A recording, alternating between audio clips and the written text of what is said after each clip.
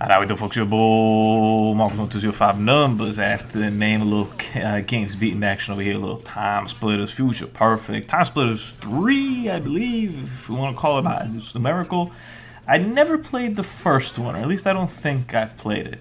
I've played the hell out of 2. I have it for the GameCube. I'm going to double check over here on the wall over here with games. Yeah, I got it for the GameCube.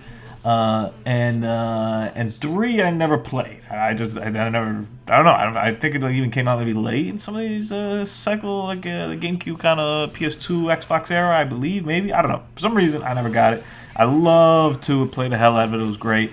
But they were all like on sale on like the Xbox. And when I mean on sale, I think I got them like a couple months ago for like $2 or something like that. I was like, what? Like, this game is too good to be $2 ever. Like, you know, at least give it 5, 10, give it a 10 piece.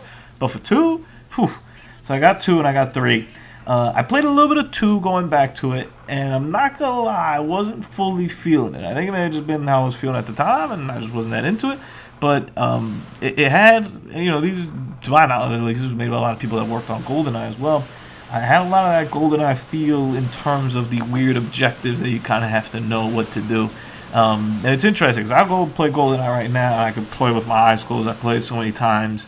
And I don't, the only thing I remember ever being stuck on in GoldenEye, for example, when I was a kid, was in Control, you had to take down some, like, computer generators or servers or something like that.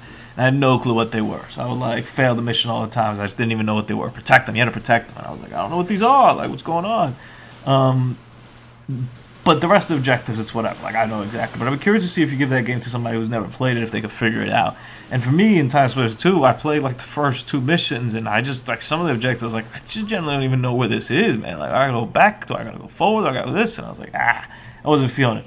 And then a couple weeks later, I played TimeSplitters 3, and this really relative objectively is very, very easy. It's more just, like, make it to the end of the stage kind of thing.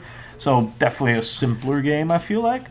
Maybe more story-driven, a little more cutscenes and stuff like that, a lot more action.